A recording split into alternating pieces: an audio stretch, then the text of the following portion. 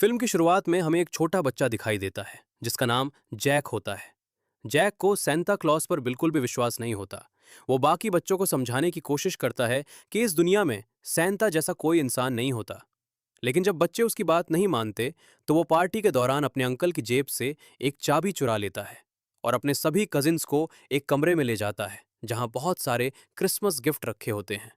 Jack बच्चों से कहता है कि देखो, ये सारे गिफ्ट तुम्हारे मम्मी पापा ने खरीदे हैं। सेंटा क्लॉज जैसा कुछ नहीं होता।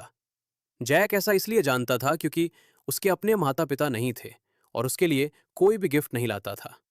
ये सुनकर बाकी बच्चे भी उदास हो जाते हैं। तभी जैक का अंकल वहां आ जाता है और उसे डांटता है क्योंकि उसने बच्चों का विश्वास तोड़ दिया था। समय बीतता है और कई साल बाद हम जैक को बड़ा होते हुए देखते हैं। अब जैक एक कंप्यूटर एक्सपर्ट बन चुका होता है। वो लोगों का डेटा हैक करके ब्लैक मार्केट में बेचता है। एक दिन वो नेशनल सिक्योरिटी डेटा सेंटर को हैक करने पहुंचता है। गार्ड्स का ध्यान भटकाने के लिए वो बाहर शॉर्ट सर्किट कर देता है और आराम से अंदर घुस जाता है। कुछ ही मिनटों में वो सारा डेटा हैक कर लेता है और कैमरों की नजर से बचकर बाहर निकल जाता है। इसके बाद वो ये डेटा डार्क वेब पर किसी को बेच देता है और इसके बदले उसे काफी पैसे मिलते हैं। दूसरी तरफ एक क्रिसमस पार्टी चल रही होती है जहां सेंटा क्लॉज बच्चों के साथ फोटो खिंचवा रहा होता है। वहां मौजूद बच्चों को पता ही नहीं होता कि ये असली सेंटा क्लॉज है। सेंटा के पीछे उसका सिक्योरिटी गार्ड कैलम भी खड़ा होता है। फंक्शन खत्म होने के बाद कैलम पूरी सुरक्षा के साथ सेंटा को मॉल के पीछे वाले दरवाजे से एक सीक्रेट एयरपोर्ट तक ले जाता है। वहां सेंटा की खास सवारी तैयार होती है जिसके पीछे दो रॉकेट लॉन्चर लगे होते हैं ताकि उसकी सुरक्षा की जा सके। इसके बाद वे सब तेजी से सेंटा के घर की तरफ निकल जाते हैं। सेंटा का घर दुनिया से पूरी तरह छिपा हुआ होता है क्योंकि उसके चारों तरफ एक खास जादुई शील्ड लगी होती है। उस घर के अंदर कई अजीब अजीब जीव रहते हैं जो सेंटा के साथ काम करते हैं। क्रिसमस आने में सिर्फ 2 दिन बाकी होते हैं, इसलिए वहां गिफ्ट बनाने की तैयारियां तेजी से चल रही होती हैं। इसी बीच कैलम सेंटा के पास आता है। उसका मूड बहुत खराब होता है और वो अपना इस्तीफा लेकर आया होता है। ये देखकर सेंटा भी चिंतित हो जाता है और उससे पूछता है कि क्या हुआ। कैलम कहता है कि वो पहले इसलिए ये काम करता था क्योंकि बच्चों को खुश देखकर उसे खुशी मिलती थी, लेकिन अब वही बच्चे बड़े होकर बुरे काम करने लगे हैं। दुनिया में बहुत सारे लोग गलत रास्ते पर चल पड़े हैं और अब उसे उनसे नफरत होने लगी है। अगर वो और समय तक उनके बीच रहा तो उसकी नफरत और बढ़ जाएगी। सेंटा उसकी बात समझता है और कहता है कि ठीक है, लेकिन क्रिसमस तक उसे उसके साथ रहना होगा। ये सुनकर कैलम वहां से चला जाता है। इसी समय बाहर कुछ रहस्यमय लोग सेंटा के घर की शील्ड को एक खास बंदूक से तोड़ देते हैं और अंदर घुस जाते हैं। कैलम दूर से टॉवर में हो रही हलचल देखकर समझ जाता है कि कुछ गड़बड़ है। वो तुरंत कंट्रोल सेंटर को कॉल करके सेंटा को ढूंढने को कहता है, लेकिन तब तक सेंटा गायब हो चुका होता है, यानी उसका अपहरण हो चुका होता है। कैलम तुरंत वहां पहुंचता है और देखता है कि बालकनी की खिड़की खुली हुई है और नीचे एक कार तेजी से भाग रही है। वो समझ जाता है कि सेंटा उसी कार में है। वो छलांग लगाकर कार के अंदर पहुंच जाता है, लेकिन तभी कार एक बड़े पुल के पास से गुजरती है और खुद को बचाने के लिए कैलम को कूदना पड़ता है। लेकिन वो हार नहीं मानता। वो अपनी जेब से एक छोटा खिलौना निकालता है और जादू से उसे बड़ा करके उसी पर बैठकर कार का पीछा करने लगता है। कुछ ही मिनटों में वो कार सेंटा की शील्ड से बाहर निकल जाती है। कैलम तुरंत कंट्रोल सेंटर को इसकी जानकारी देता है और पीछा जारी रखता है। कार की रफ्तार बढ़ते देख वो एक भयानक बर्फीला तूफान पैदा कर देता है जिससे कार वहीं जम जाती है। लेकिन जब वो कार के अंदर देखता है तो सेंटा वहां नहीं होता। उसी समय ऊपर से एक रॉकेट गुजरता है और उसे समझ आता है कि सेंटा को रॉकेट से ले जाया गया है और कार तो सिर्फ उसका ध्यान भटकाने के लिए थी। कैलम तुरंत कंट्रोल सेंटर पहुंचकर जोई से संपर्क करता है। जोई बताती है कि कुछ समय पहले किसी ने डेटा सेंटर हैक करके इस जगह की लोकेशन निकाल ली थी। कैलम उसे यह भी बताता है कि सेंटा का अपहरण हो चुका है। तभी स्क्रीन पर ट्रोल्स दिखाई देते हैं जो जादुई जीव होते हैं। वे बताते हैं कि डेटा चुराने वाला कोई और नहीं बल्कि जैक है, जिसका नाम दुनिया के सबसे बुरे लोगों की लिस्ट में सबसे ऊपर है। इसके बाद सीन जैक की तरफ जाता है। वो सो रहा होता है। तभी उसकी एक्स वाइफ का फोन आता है जो एक डॉक्टर होती है। किसी इमरजेंसी की वजह से वो अपने बेटे को स्कूल से लेने नहीं जा सकती, इसलिए वो जैक से उसे लेने के लिए कहती है। जैक को यह काम बिल्कुल पसंद नहीं आता। वो अपने बेटे से दूरी बनाए रखता है क्योंकि वो खुद एक चोर है और नहीं चाहता कि उसकी बुरी छाया उसके बेटे पर पड़े। खैर, बेटे को छोड़कर जब वो घर लौटता है तो देखता है कि कई लोग उसका पीछा कर रहे हैं। जैसे ही वो घर का दरवाजा खोलता है, कई लोग उसे पकड़ने के लिए अंदर घुस आते हैं। जैक तुरंत एक आदमी को पकड़ लेता है, लेकिन बाकी लोग उस पर इलेक्ट्रिक गन से हमला कर देते हैं। इसके बावजूद वो तेजी से लड़ता है और एक एक करके सभी को मात दे देता है। लेकिन तभी वो देखता है कि बिल्डिंग के नीचे से और लोग आ रहे हैं। बचने के लिए वो खिड़की से कूदकर सामने वाली बिल्डिंग पर पहुंच जाता है। वो वहां से भागने ही वाला होता है कि सामने जोई आ जाती है और एक खास गन से उसे फ्रीज कर देती है। जोई और उसकी टीम जैक को अपनी गुप्त सुविधा में ले जाते हैं। जब जैक को होश आता है तो वो मोरा नाम पड़ता है। जोई उसे बताती है कि ये एक सीक्रेट जगह है जहां सैंटा और कई पुराने जादुई जीवों की सुरक्षा की जाती है। जैक को यह बात बिल्कुल भी यकीन नहीं होती कि इंसानों के अलावा भी दुनिया में ऐसे जीव मौजूद हैं। तब कुछ जादुई जीव वहां आते हैं और अपने मुंह से आग निकालकर उसे डरा देते हैं। ये देखकर जैक पूरी तरह हैरान रह जाता है। अब जैक उनसे पूछता है कि उसे यहां क्यों लाया गया है। जोई उससे पूछती है कि उसने नेशनल डेटा सेंटर से जो जानकारी चुराई थी वो किसे बेची थी। जैक आराम से कहता है कि उसे नहीं पता, क्योंकि डार्क वेब पर लोग एक दूसरे को पहचानते नहीं हैं। ये सुनकर कैलम गुस्से में वहां आता है और उसे मारने ही वाला होता है, लेकिन जोई उसे रोक देती है। उसी समय कैलम का भाई, जो एक भालू जैसा दिखने वाला जादुई प्राणी होता है, पीछे से जैक को पकड़कर जोर से दबाता है, जिससे उसकी हड्डियां चटकने लगती हैं। डरकर जैक कहता है कि रुको, शायद वो उस ग्राहक की लोकेशन ट्रेस कर सकता है। जोई उसका मोबाइल वापस देती है और कुछ ही सेकंड में जैक उस ग्राहक की लोकेशन ट्रेस करके उन्हें बता देता है। सीन कट होने के बाद पहली बार हमें सेंटा क्लॉज दिखाई देता है, जो एक जादुई ग्लोब के अंदर कैद होता है। उसके सामने वही लड़की खड़ी होती है जिसने उसे पकड़ा था। वो सेंटा से कहती है कि तुमने इंसानों को बहुत ज्यादा आजादी दे दी है, जिसकी वजह से लोग बहुत बुरे काम करने लगे हैं। दुनिया में बुराई फैल चुकी है। वो कहती है कि तुमने इंसानों को कभी डराया नहीं, बल्कि भरोसा किया कि वे खुद सही रास्ते पर आ जाएंगे। लेकिन ऐसा नहीं हुआ। इसलिए अब वो उन्हें डराकर और मजबूर करके अच्छा बनाना चाहती है। इतना कहकर वो एक बटन दबाती है और सेंटा के शरीर से उसकी जादुई शक्तियां निकालने लगती है। धीरे धीरे सेंटा बेहोश हो जाता है। असल में वो लड़की सेंटा की शक्तियों से एक ऐसा हथियार बनाना चाहती थी जिससे दुनिया के सभी बुरे लोगों को कैद किया जा सके। उधर दूसरी तरफ कैलम जैक को एक खिलौनों की दुकान पर लेकर आता है। वो वहां से कुछ खिलौने उठाता है और जैक से कहता है कि वो अपनी पसंद की एक खिलौना कार उठा ले। इसके बाद कैलम दुकान के एक कोने में जाकर एक अजीब सा दरवाजा अपनी चाबी से खोलता है और उसके अंदर चला जाता है। जैक घबरा जाता है, क्योंकि दरवाजा बंद हो चुका होता है और उसे समझ नहीं आता कि कैलम कहाँ गायब हो गया। तभी अचानक कैलम अंदर से हाथ बढ़ाकर जैक को भी खींच लेता है। अब दोनों एक दूसरी खिलौनों की दुकान में पहुंच चुके होते हैं। ये जगह अरूबा होती है, वही जगह जहां के बारे में जैक ने बताया था कि उसने अपना डेटा वहीं किसी ग्राहक को बेचा था। जैक हैरान रह जाता है कि वे अमेरिका से अचानक यहां कैसे पहुंच गए।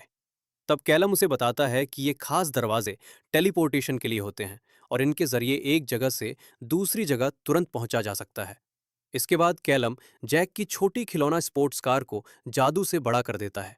अब वो एक असली कार की तरह हो जाती है और दोनों उसी से आगे बढ़ते हैं। वे लोग उस आदमी को ढूंढने के लिए बीच पर पहुंचते हैं जिसने जैक से डेटा खरीदा था। वहां कई माफिया मौजूद होते हैं और पता चलता है कि वही आदमी एक बड़े गैंग का लीडर है। जैसे ही कैलम उसे पकड़ने के लिए आगे बढ़ता है, उसके गैंग के लोग उस पर हमला कर देते हैं। लेकिन कैलम जादुई शक्तियों वाला प्राणी होता है। वो अपने आकार को छोटा कर देता है, जिससे सबका ध्यान भटक जाता है और वो आसानी से एक एक करके सबको मार गिराता है। आखिर में वो उस गैंगस्टर के सामने पहुंच जाता है और उससे पूछता है कि उसने जैक से खरीदी हुई जानकारी किसे दी थी। गैंगस्टर डर जाता है और कहता है कि वो उस लड़की का नाम नहीं ले सकता, क्योंकि अगर उसने उसका नाम लिया तो वो उसे मार डालेगी। कैलम गुस्से में उसका कॉलर पकड़ लेता है। डर के मारे गैंगस्टर जमीन पर उस लड़की का नाम लिख देता है। वो नाम बोलता नहीं, लेकिन जैक उसे पढ़ लेता है। वो नाम था ग्रायला। जैसे ही ये नाम लिया जाता है, दूर खड़ी एक लड़की उनकी बातें सुनने लगती है। असल में वही एक खतरनाक चुड़ैल होती है। अचानक बीच का माहौल अंधेरा हो जाता है और वो चुड़ैल उसी गैंगस्टर के शरीर में आकर उनके सामने प्रकट हो जाती है। ग्रायला उन्हें देखकर पहचान लेती है कि ये लोग सैंता को ढूंढ रहे हैं। वो कहती है कि वो सैंता को वापस नहीं करेगी। वो उसकी शक्तियों से एक ऐसा हथियार बना रही है जिससे दुनिया के सभी बुरे लोगों को कैद किया जा सके। इतना कहकर वो गायब हो जाती है और माहौल फिर सामान्य हो जाता है। गैंगस्टर होश में आता है और बुरी तरह डर जाता है, क्योंकि उसे पता होता है कि ग्रायला उसे मरवा देगी। इसी दौरान अचानक समुद्र से एक आइसक्रीम ट्रक बाहर आता है और उसमें से 3 विशाल स्नोमैन निकलते हैं। वे बेहद ताकतवर होते हैं और आते ही सब पर हमला करने लगते हैं। जिन लोगों पर वे हमला करते हैं वे तुरंत बर्फ बन जाते हैं। एक स्नोमैन उस गैंगस्टर को अपनी बर्फीली तलवार से मार देता है। वही दूसरा स्नोमैन कैलम को पकड़ लेता है, लेकिन कैलम उसकी नाक से गाजर निकाल देता है और वो तुरंत पिघल जाता है। तब पता चलता है कि उनकी सारी ताकत उनकी नाक में लगी गाजर में होती है। उधर दूसरा स्नोमैन जैक पर हमला करता है। जैक उससे बचने की कोशिश करता है और उसे जलाने की भी कोशिश करता है, लेकिन वो स्नोमैन जलता नहीं। जैक समझ जाता है कि उसे यहां से भागना होगा। भागते भागते वो एक पूल के पास पहुंचता है। स्नोमैन अपना पैर पानी में डाल देता है और पूरा पूल बर्फ बन जाता है, जिससे जैक का पैर उसी बर्फ में फंस जाता है। स्नोमैन धीरे धीरे उसकी तरफ बढ़ता है, लेकिन तभी सही समय पर कैलम आ जाता है और उसकी नाक से गाजर निकाल देता है। वो स्नोमैन भी पिघल जाता है। इसके बाद सीन ग्रायला की तरफ जाता है। वो सैंता की सारी जादुई शक्तियां निकालकर एक जादुई ग्लोब बना लेती है। इस ग्लोब को जो भी इंसान छुएगा वो उसके अंदर कैद हो जाएगा। अपनी जादू की ताकत से वो ऐसे कई ग्लोब दुनिया भर में भेजने लगती है। जैसे ही एक बुरा आदमी उस ग्लोब को उठाता है, वो तुरंत उसके अंदर कैद हो जाता है। ये देखकर ग्रायला बहुत खुश हो जाती है। दुनिया भर में हो रहे इस अवैध जादू की खबर जोई और कैलम को मिल जाती है। वे इसकी लोकेशन ट्रेस करते हैं और पता चलता है कि ये जादू जापान में हो रहा है। जापान में सेंटा का भाई रहता है, इसलिए उन्हें शक होता है कि ग्रायला वहीं होगी। उसे पकड़ने के लिए वे जापान पहुंचते हैं। वहां सेंटा के भाई के गुप्त ठिकाने के बाहर बड़े बड़े ड्रैगन पहरा दे रहे होते हैं, लेकिन कैलम चालाकी से उन्हें चकमा देकर अंदर जाने में कामयाब हो जाता है। अंदर पहुंचने के बाद वे देखते हैं कि वहां बहुत सारी कीमती चीजें रखी हुई हैं। सोने और चांदी के सिक्कों के ढेर पड़े होते हैं। कैलम तुरंत जैक को चेतावनी देता है कि यहाँ किसी भी चीज को हाथ मत लगाना, वरना मुसीबत हो जाएगी। लेकिन जैक तो एक चोर था। सोने के सिक्के देखकर वो खुद को रोक नहीं पाता। वो कुछ सिक्के उठा लेता है। जैसे ही वो सिक्के उठाता है, अचानक वहां घंटियां बजने लगती हैं। घंटियों की आवाज सुनते ही कुछ ट्रोल्स वहां आ जाते हैं और उन्हें चोर समझकर पकड़ लेते हैं। इसके बाद उन सबको जेल में डाल दिया जाता है। कुछ समय बाद उन्हें जेल से निकालकर सैंता के भाई के सामने ले जाया जाता है। वहां वो कई चुड़ैलों और अजीब जीवों के साथ पार्टी कर रहा होता है। जैसे ही कैलम उसके सामने आता है, वो तुरंत उसे बताता है कि सैंता की जान खतरे में है, क्योंकि उसे ग्रायला नाम की चुड़ैल ने पकड़ लिया है। बातों ही बातों में पता चलता है कि ग्रायला कभी सैंता के भाई की गर्लफ्रेंड हुआ करती थी। सैंता का भाई बताता है कि सैंता यहाँ नहीं आया, लेकिन ग्रायला जरूर यहाँ आई थी। वो कई साल पहले उससे एक खास तोहफा लेकर गई थी, एक जादुई ग्लोब, जिसमें किसी भी इंसान को कैद किया जा सकता था। ये सुनकर कैलम समझ जाता है कि ग्रायला इंसानों को उनके बुरे कामों की सजा देना चाहती है और उसी ग्लोब में उन्हें कैद कर रही है। अब कैलम और उसकी टीम वहां से जाने ही वाले होते हैं कि तभी सैंता का भाई उन्हें दोबारा जेल में डालने का आदेश दे देता है। वो कहता है कि उन्होंने चोरी की है, इसलिए अब वे उसके गुलाम बनकर रहेंगे। ये सब जैक की वजह से हुआ था, इसलिए जैक को बहुत बुरा लगता है। वो दिमाग लगाकर एक प्लान बनाता है। वो सैंता के भाई से कहता है कि तुम लोग जो थप्पड़ मारने वाला खेल खेल रहे थे, क्यों ना वही खेल कैलम के साथ खेलो। अगर कैलम जीत गया तो हमें छोड़ देना, और अगर हम हार गए तो हम तुम्हारे गुलाम बन जाएंगे। सैंता का भाई इस शर्त को मान लेता है और खेल शुरू हो जाता है। सबसे पहले वो कैलम को जोरदार थप्पड़ मारता है, जिससे कैलम लगभग बेहोश हो जाता है। अब कैलम की बारी आती है। तभी जैक चुपके से अपने हाथ में लगे एक छोटे से डिवाइस को एक्टिव कर देता है, जिससे कैलम के हाथों में बहुत ज्यादा ताकत आ जाती है। कैलम एक जोरदार थप्पड़ मारता है और सैंता के भाई को दूर फेंक देता है। इस तरह वो खेल जीत जाता है। लेकिन जैक को पता था कि ये लोग उन्हें आसानी से जाने नहीं देंगे, इसलिए वो अपने साथ लाए हुए खिलौना रोबोट्स को जादू से एक्टिव कर देता है। जैसे ही वे रोबोट्स चालू होते हैं, वहां हंगामा मच जाता है। इसी अफरा तफरी का फायदा उठाकर वे सब वहां से निकलकर फिर असली दुनिया में लौट आते हैं। वहां से निकलने के बाद कैलम जैक से खुश होता है, क्योंकि उसने उसकी जान बचाई थी। अब जैक कैलम से पूछता है कि आखिर ग्रायला चाहती क्या है, लेकिन जैसे ही कोई ग्रायला का नाम लेता है, वो सब कुछ सुन सकती है। इस बार भी उसने उनकी बातें सुन ली थीं और उसे पता चल गया कि ये लोग उसके प्लान के बारे में जान चुके हैं। इसलिए उसने उन्हें रोकने के लिए एक नया प्लान बनाया। जब कैलम और जैक कार से जा रहे होते हैं, तभी उनके रास्ते में एक गिफ्ट बॉक्स मिलता है। वे उसे हाथ नहीं लगाते क्योंकि उन्हें शक होता है कि ये चुड़ैल का जाल हो सकता है। उसी समय जैक के बेटे का फोन आता है। उसका बेटा गुस्से में कहता है कि पापा आपने कैसा बेकार गिफ्ट भेजा है, एक स्नो ग्लोब। जैक हैरान होकर कहता है कि उसने कोई गिफ्ट नहीं भेजा। जैसे ही उसका बेटा वो स्नो ग्लोब उठाकर दिखाने लगता है, वो उसी के अंदर कैद हो जाता है। ये देखकर जैक बहुत डर जाता है।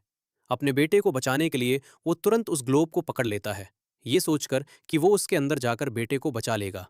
लेकिन उसका अंदाजा गलत होता है। असल में ग्रायला ने सैंता की शक्तियों से हजारों ऐसे ग्लोब बना दिए थे और वो उन्हें पूरी दुनिया में भेजने वाली थी। जो भी इंसान उस ग्लोब को छुएगा वो उसमें कैद हो जाएगा। इधर कैलम को अचानक एक बड़ी बात समझ में आती है। वो तुरंत जोई को फोन करता है और बताता है कि सैंता का अपहरण नहीं हुआ है। असल में सैंता अभी भी अपने शहर में ही है। कैलम को समझ आता है कि इतने सारे जादुई ग्लोब बनाने के लिए सैंटा की सारी शक्तियां चाहिए थीं और सैंटा अपनी सारी शक्तियां सिर्फ अपने शहर में ही इस्तेमाल कर सकता है। इसका मतलब था कि ग्रायला भी वहीं छिपी हुई है और उस समय सैंटा के शहर में जो भी जादुई जीव थे वे असली नहीं बल्कि ग्रायला के लोग थे। कैलम तुरंत सैंटा की पत्नी को फोन करता है। फोन उठाते ही वो कहती है कि वो सैंटा के लिए खास कुकीज बना रही है।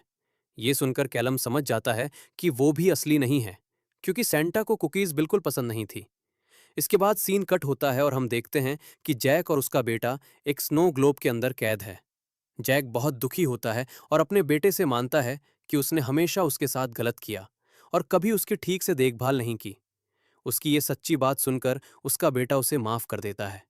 उनके बीच की सच्ची भावनाओं की वजह से वो ग्लोब टूट जाता है और दोनों आजाद हो जाते हैं। जैसे ही वे बाहर आते हैं, कैलम अपनी पूरी टीम के साथ वहां पहुंच जाता है।